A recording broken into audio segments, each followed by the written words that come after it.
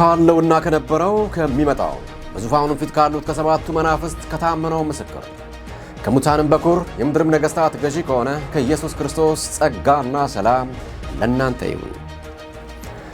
ለወደደን ከኃጢአታችንም በደሙ ላጠበን መንግሥትም ለአምላኩና ለአባቱም ካህናት እንድንሆን ላደረገ ለእርሱ ከዘላለም እስከ ዘላለም ድረስ ክብርና ኃይል ይሁን፣ አሜን። የምፅዓቱ አዋጅ ነጋሪ አገልግሎት የዩቲዩብ ቤተሰቦቻችን በጂኤምኤም ቴሌቪዥንና በቲክቶክም የምታገኙን ወገኖቻችን እንዴት ሰነበታችሁ?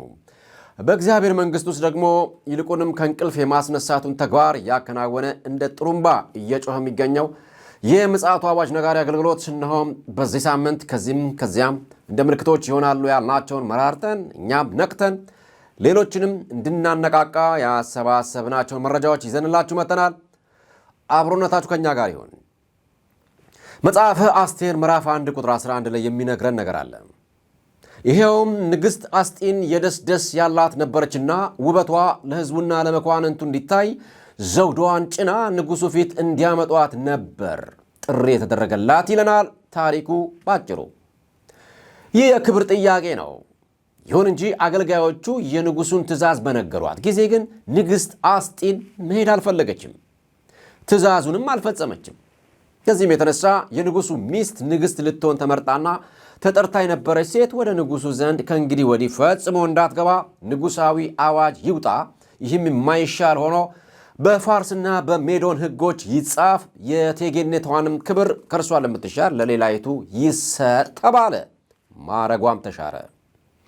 እንደገና ንጉሡን ደስ የምታሰኝ ልጃገረድ በአስጢን ፈንታ ንግሥት ትሁን የሚል ምክር መጣ። ንጉሡ አርጤክስስን ደስ አሰኘው።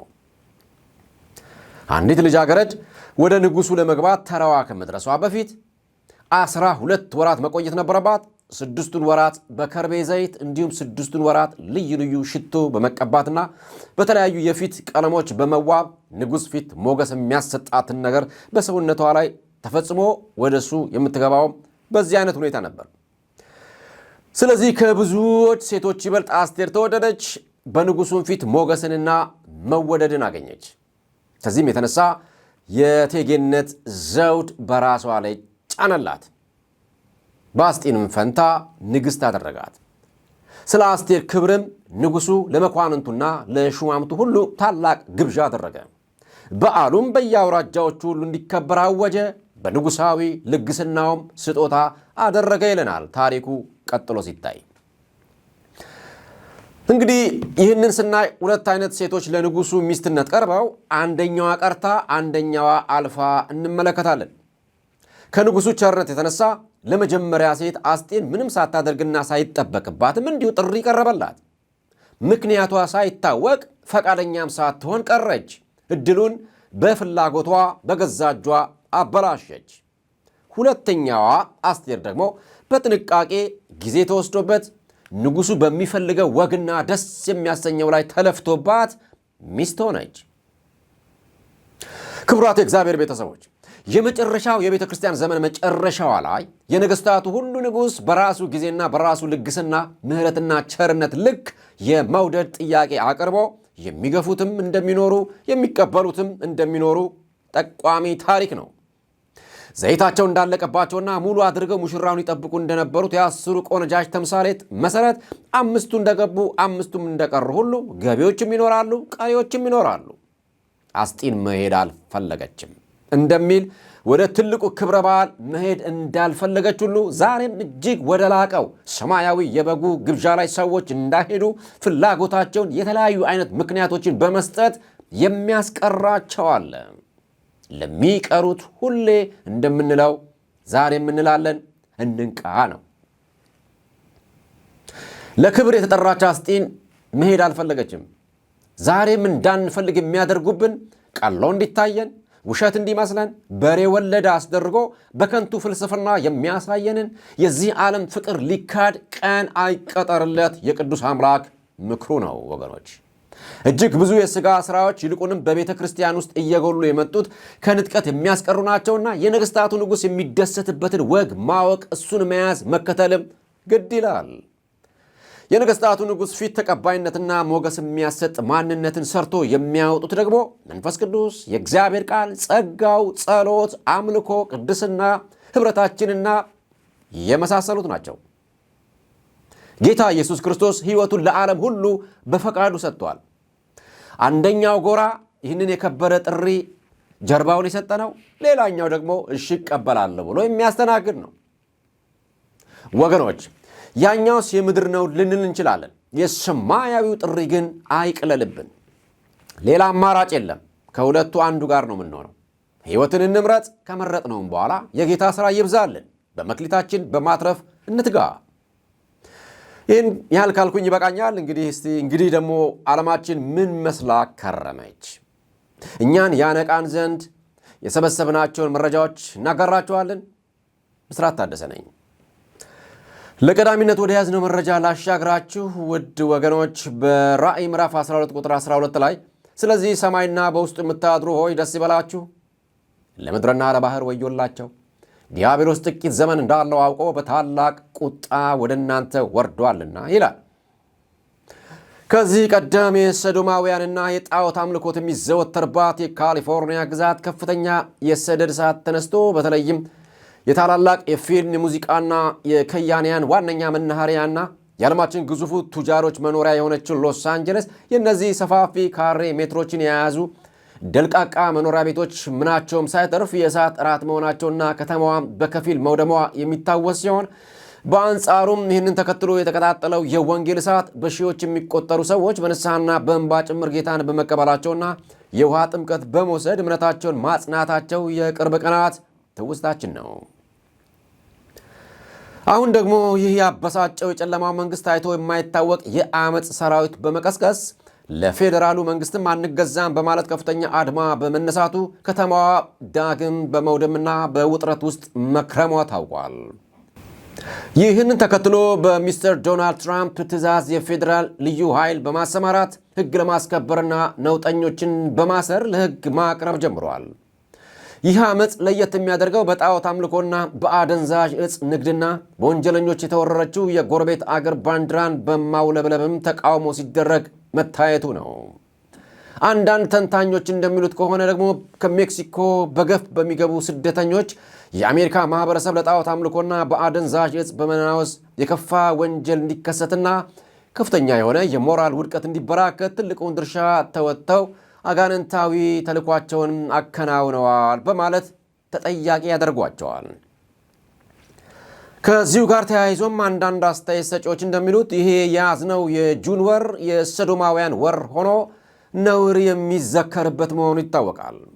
በዚህ መሰረት ከዚህ ዓመፅ ጀርባ የጨለማው መንግስት እጅ እንዳለበት አጠራጣሪ አይደለም።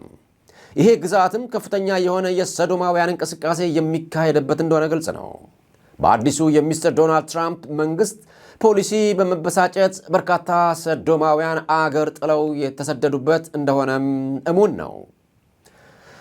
እነዚህም ሰዎች ኢየሱስ ክርስቶስ የሞተላቸው ናቸውና ከተያዙበት እስር ቤት ወጥተው የእግዚአብሔር ልጆች እንዲሆኑ ወንጌልን እናድርስላቸው፣ እንጸልይላቸውም ምልከታችን ነው። የተወደዳችሁ ቤተሰቦቻችን በየዕለቱ የምናቀርብላችሁ መረጃ በፍጥነት በመፈጸምና የጌታ ኢየሱስን ዳግም ምጽአት መዳረሻን ለማብሰር በሰማይ አቆጣጠር ሽርፍራፊ ሰከንዶች ቀርተውታልና እንበርታ፣ ለሌሎችም በማነቃቃት እንትረፍ ዛሬም የምንደግመው ነው። ወደ መረጃችን ሻገር እንበል። ዓለማችን ልትቋቋሙ የማትችለው ጥፋት ከፊቷ መጋረጡን የአሜሪካን ፕሬዝዳንት ሚስተር ዶናልድ ትራምፕ አስጠነቀቁ። እንዲህ ነው። President Putin and I would talk about Ukraine, and I told him, you better not go in, don't go in, don't go in. This could even end up in a World War III, I mean, to be honest with you. And I think I have the power to end this war. ፕሬዝዳንቱ ይህንን ያስታወቁት ጋዜጠኞችን በመጥራት በዋናነትም ሰሞኑን በዩክሬን ተንኳሽነት የተነሳ በሩሲያ በኩል በተወሰደው አጸፋዊና መብረቃዊ ጥቃት ዩክሬን 1000 በሚሆኑ ሚሳይሎች ተመታለችና ነው።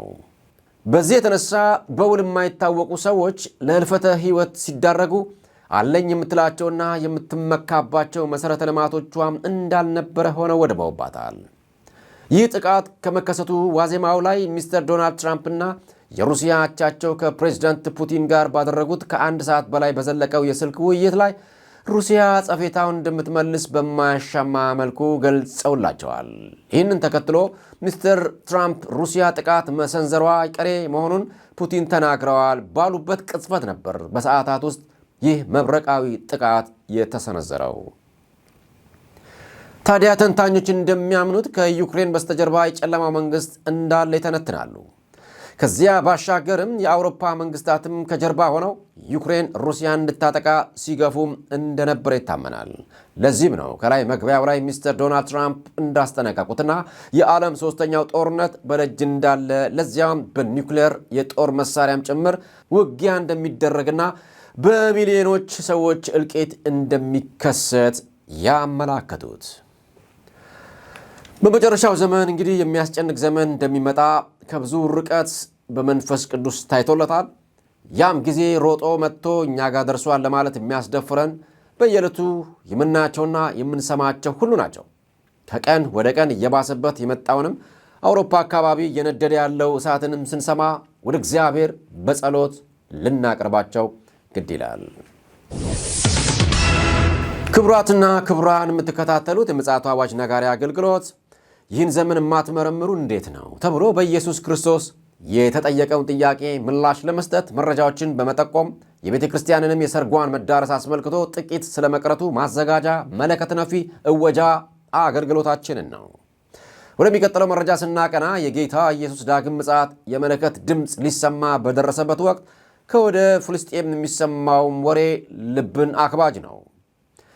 በተለይም ትንቢታዊ ስለሆነው በጋዛ ስለሚከሰተው ወሬ አጉልቶ ያሳየናል። ጌታ ኢየሱስም የመምጣቱ ምልክት ከሆኑት መካከል ረሃብና ቸነፈር ጦርነትን ጨምሮ እንደሚመጣ አስጠንቅቆን ነበረ። ታዲያ ልናወጋችሁ የወደድነው ጉዳይ ቢኖር በጋዛ የተከሰተው የረሃብና የቸነፈር ወሬ፣ በዚያ ላይ ከእስራኤል ወገን የተከፈተው ጦርነት የጋዛን ነዋሪዎች ቁም ስቅል እንዲያዩ አድርጓቸዋል። መረጃዎች እንደሚያሳዩት ከሆነ ቆዳቸው ከአጥንታቸው የተጣበቁ ሰዎች እንዳሉና በየቀየው ያለው ሰቆቃና የሰው ልጅ ስቃይ በእውነትም የክርስቶስ ኢየሱስ የመምጣቱ ድምፅ ጎልቶ እየተሰማ መሆኑን ያሳያል። ለእነዚህ የተራቡ ማህበረሰቦች በትላልቅ ካሚዮኖች ተጭነው የመጡ የእርዳታ እህሎች ወደ ማራገፊያቸው ሳይደርሱ በመንገድ ላይ በመቀራመት ራቁታቸውን አድርገዋቸዋል። በዚያ ላይ አሸባሪ የተባለው ሐማስ ህዝቡን ከለላ በማድረግ በእስራኤል ላይ ጥቃት በማድረሱ ሳቢያ ከእስራኤል ወገን በሚሰጠው አጸፋዊ ምላሽ ንጹሐኑ እንደ ቅጠል በመርገፍ ላይ በመሆናቸው በሰብአዊ ፍጡር ላይ ሰይጣን እልቂትን በመጋበዝ ነፍሳትን በገፍ ወደ ሲኦል በማጋዝ ስራውን በከፍተኛ መጠን ያንቀሳቀሰ ይገኛል። በዚህ ሁሉ ግን ጌታ ኢየሱስ የማዳን ስራውን ራሱን ጭምር በመግለጥ ሰዎችን ከጨለማው መንግስት በመናጠቅ የራሱ እያደረገም እንደሆነ ከስፍራው መረጃዎች እየተሰሙ ይገኛሉ። እንግዲህ ወገኖች ይህንን ስናይና ስንሰማ የቤተ ክርስቲያን ድርሻዋ እጅግ በጣም ትልቅ እንደሆነ በጉልህ ያሳያል። ከመንፈሳዊ ነገር ተነስቶ በቁሳዊም ነገር ቢሆን ሊደረስላቸው በሚቻለው በማንኛውም መንገድ የሰዎች የህይወት መታደግ አገልግሎታችን ከመቼውም ዘመን ይልቅ ሊጨምር ይገባዋል። የሰውን ህይወት ተናጣቂውን ዲያብሎስን እንቅደማው መልእክታችን ነው። ከአፍታ ቆይታ በኋላ እንገናኛለን።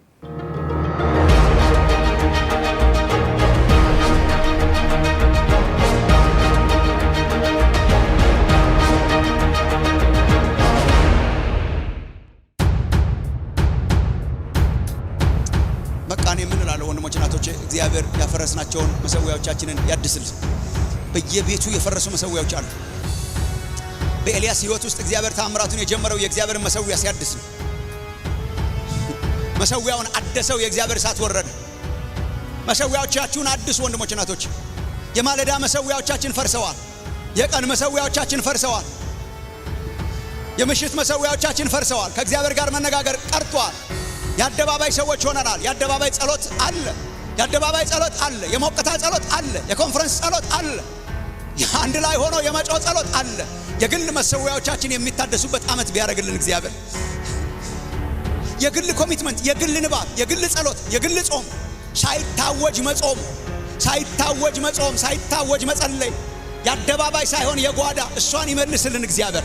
በጓዳ ውስጥ ነው እግዚአብሔር የሚሰራው። እሷን ሲመቸን ሳይመቸን ሳይሆን እሷን በማለዳ ፊትህን ሳላይ አልውልም የምትለዋን እሷን፣ ምሽት ላይ ሳላገኝህ አላድርም የምትለዋን እሷን፣ ቀን ላይ ከእግዚአብሔር ጋር የምትነጋገረዋን እሷን፣ በግል ኮሚትድ የምንሆን እሷን ይመልስልን እግዚአብሔር። ያቺ ትጋት የጸሎት በጣም እኔ ጠዋት ማስተናው ነበር።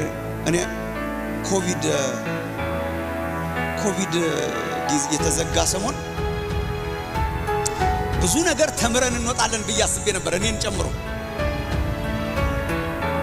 ግን ኦልሞስት ካቆምንበት ነው የቀጠልነው ብለን ምንም እንዳልተፈጠረ ከመጀመሪያው ነው የጀመርነው። እንዴት በምን ይናገረን እግዚአብሔር? አሁን በምን ይናገረን? እሁድ እንደ ጉባኤ ተሰብስበን ላናመልክ እንችላለን አለ እግዚአብሔር። አማልክ ሆነ እኮ አለ እግዚአብሔር። ምላችሁ ሆነ ሾልኮ አልሆነ መቼም ከእጁ ሾልኮ አምልጦት ዊ ቸርች የተዘጋች እንዴ አላለ። በቃ በተነን ማለት በቤት ቁጭ በል አለ። ሸለቆ ውስጥ ከተተን። ምን ማለት ነው? እነኚህ ሌክዠሪዎቻችንን ላይኖሩ ይችላል እያለን እኮ ነው እግዚአብሔር። አንድ ቀን ተዘጋጅታችኋል ወይ ለዚህ? እነኚህ የመሰሉ መነቃቃቶቻችን ሳይኖሩ እንደነቃችሁ ትኖራላችሁ ወይ? የመነቃቂያ ኮንፈረንስ ሳይኖር በጓዳ ውስጥ ነቅተህ ትኖራለህ ወይ? የጓዳ ሰው ያርጋችሁ እግዚአብሔር። የጓዳ ትጋት በየቤቶቻችን የጓዳ ትጋት። እኔ በጣም ብዙ ጊዜ ወንድሞቼ አስቤዋለሁ። የጋራ መነቃቃቶቻችን ከቤት ካልጀመሩ ዋጋ የላቸው። ከቤት ያልጀመረ መነቃቃት ዋጋ የለውም። ቤታችን ተነክተን ስንመጣ ነው እሳቱ የሚለኮሰው። ችቦ ሆነን ስንመጣ ነው ደመራ የምንሆነው። ቤታችን ችቦ ስንሆን ስንለኮስ፣ የተለኮሰ ሰው ሲመጣ፣ የተለኮሰ ሰው መጥቶ ሲዘምር፣ የተለኮሰ ሰው ሲሰብክ፣ የተለኮሰ ሰው ሲያገለግል፣ የተለኮሰ ሰው አንድ ላይ ሲመጣ ያን ጊዜ ደመራ ይሆናል፣ መቀጣጠል ይሆናል፣ ታድሶ ይሆናል፣ ሪቫይቫል ይሆናል። በየጓዳችን ስንነካ ነው ወንድሞቼ እናቶቼ። ሳትነኩ አትምጡ፣ ሳትነኩ አታገልግሉ፣ ሳትነኩ አትመላለሱ። በየጓዳችን እግዚአብሔር የሚያገኘን ሰዎች ያርገን እግዚአብሔር። በየጓዳው ጉባኤም እኮ ይቀላል ወንድሞቼ እናቶቼ።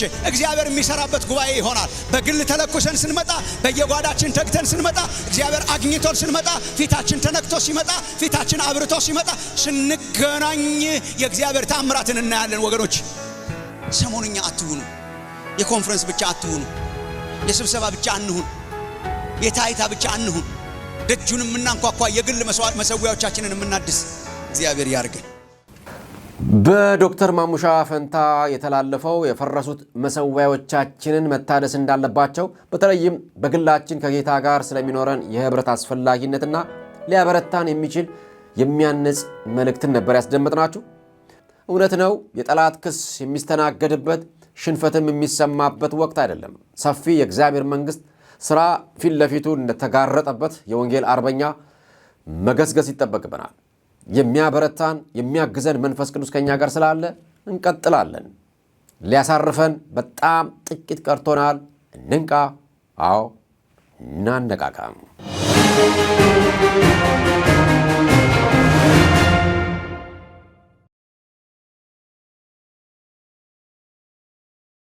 ክቡራት አድማጮችና ተመልካቾቻችን በየቀኑ ዓለማችን ምን እየሆነ ነው የሚለውን የየዕለቱን መረጃዎች በዩቲዩባችን በፓስተር አለማየሁ ነሞና በወንድማችን ሊቃል አስራት የሚቀርቡ ጊዜውን ወቅቱን የጠበቁ ወሳኝ ሐሳቦችና ውይይቶች የሚያደርጉትን እንደዚሁም ደግሞ ዘወትር ቅዳሜ በቀጥታ ስርጭታችን ገብታችሁም ደግሞ ትከታተሉ ዘንድ ለወገኖችም ሼር እንድታደርጉ ጥሪ አደርግላችኋለሁ።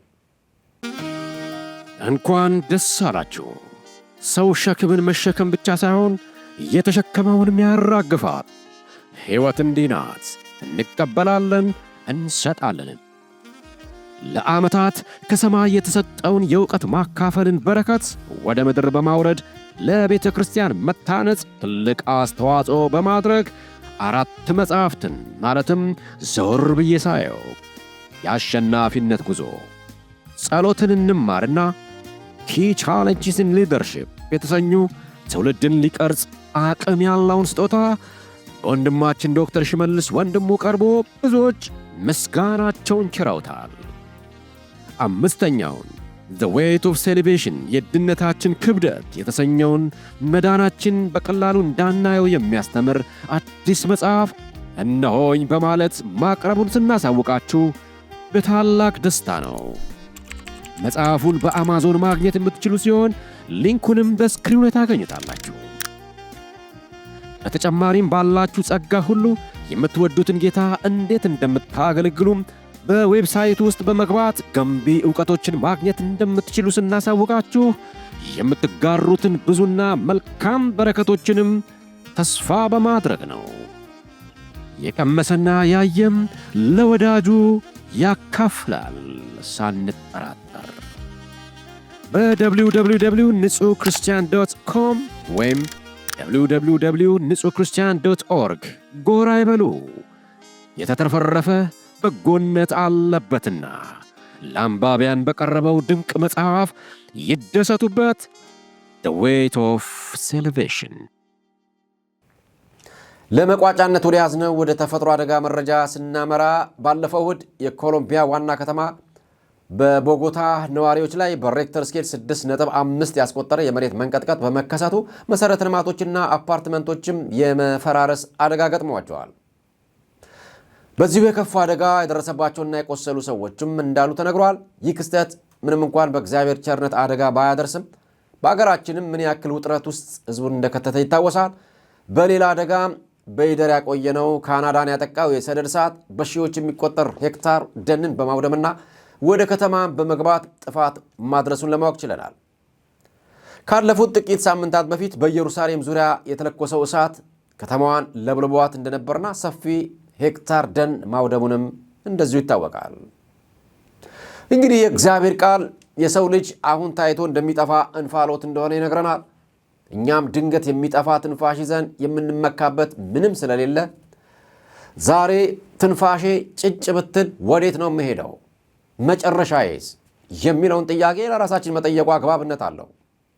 ምላሹም የመዳን ቀን ዛሬ ያውም አሁን ነው በተባለው መለኮታዊ ትእዛዝ መሰረት ዛሬውኑ እሺ በማለት ጌታ ኢየሱስ ሆይ በመስቀል የሞትከው የተቀበርከውና የተነሳኸው ለእኔ ነው በማለት ሕይወታችሁን በንስሐ ለእግዚአብሔር እንድትሰጡ እጅግ የከበረ ጥሪያችን ነው። ኢየሱስ ክርስቶስ ብቻውን ያድናል። አሜን።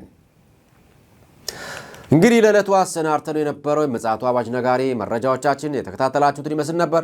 ዜናውን በስርዓት ታደሰ አነበብኩላችሁ። በቴክኒኩ መረጃዎችንም አጠናክሮ የሚያዘጋጅልን ይልቃል አስራት ነው። የምፅዓቱ አዋጅ ነጋሪ አገልግሎት በማለትም ዩቲዩባችንን ሼር፣ ላይክ እና ሰብስክራይብ በማድረግም አብረን አገልግሎታችንን እንቀጥል። እየጸለያችሁልን ያላችሁ ወገኖች እግዚአብሔር አምላክ አብዝቶ ይባርካችሁ። እንግዲህ እግዚአብሔር አምላክ ቢፈቅድና ብንኖር የሚቀጥለው ሳምንት ሌሎች መረጃዎችን ይዘንላችሁ እንቀርባለን። እነሆ በቶሎ እመጣለሁ፣ ለእያንዳንዱም እንደ ሥራው መጠን እከፍል ዘንድ ዋጋዬ ከኔ ጋር አለ። አልፋና ኦሜጋ፣ ፊተኛውና ኋለኛው፣ መጀመሪያውና መጨረሻው እኔ ነኝ። ዮሐንስ ራእይ ምዕራፍ 22 ቁጥር 12 እስከ 13። እግዚአብሔር አምላክ ባላችሁበት ይባርካችሁ። በደህና ሁኑ።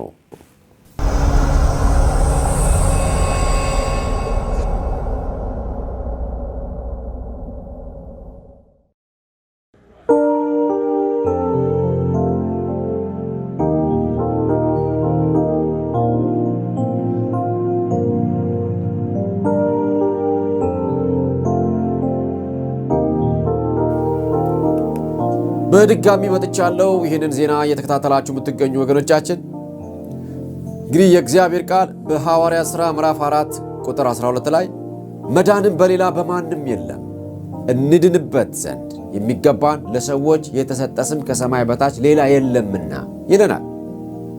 ሌላ የለም። ስለዚህም በሌሎች በማንም ወደ መንግሥተ ሰማይ የማይገባና የዘላለም ሕይወት የማይወረስ በመሆኑ ይህንን ታላቅ የምሥራች ማብሰራችን እጅግ በጣም ተገቢ ነው። ሰው ሆይ ምን አማራጭ አለ? ስለዚህ ኢየሱስ ክርስቶስ ለፍርድ ከመምጣቱ በፊት በዚህ በጸጋ ዘመን የትንሽ ደቂቃ ንስሐ በመግባት ከዘላለም ሞት ማምለጥ ከተቻለ ወገኖች መዘናጋት የለብንም። ንስሐችንን እግዚአብሔር አምላክ ይቀበለዋልና በየትኛውም ሀገርና በማንኛውም በሚመችም በማይመችም ቦታ ያላችሁ አሁን ከኔ ጋር አጭር ጸሎት እንድናደርግ ጥሪ ያደርግላችኋል። እኔ የምለውን አብራችሁኝ በሉ። እግዚአብሔር አጠገባችሁ ነው። የፍቅር አምላክ ነው። ይሰማችኋል፣ ይቀበላችኋል። እግዚአብሔር ሆይ አመሰግንሃለሁ። አንድያ ልጅህን ጌታ ኢየሱስ ክርስቶስን ለእኔ ኃጢአት በመስቀል ላይ የኔን ሞት ተሸክሞ እንደ ሞተልኝ አምናለሁ። ኢየሱስ ክርስቶስ እንደ ሞተ እንደ ተቀበረና እንደ ተነሳ አምናለሁ። ደግሞም ለፍርድ እንደሚመለስ አምናለሁ።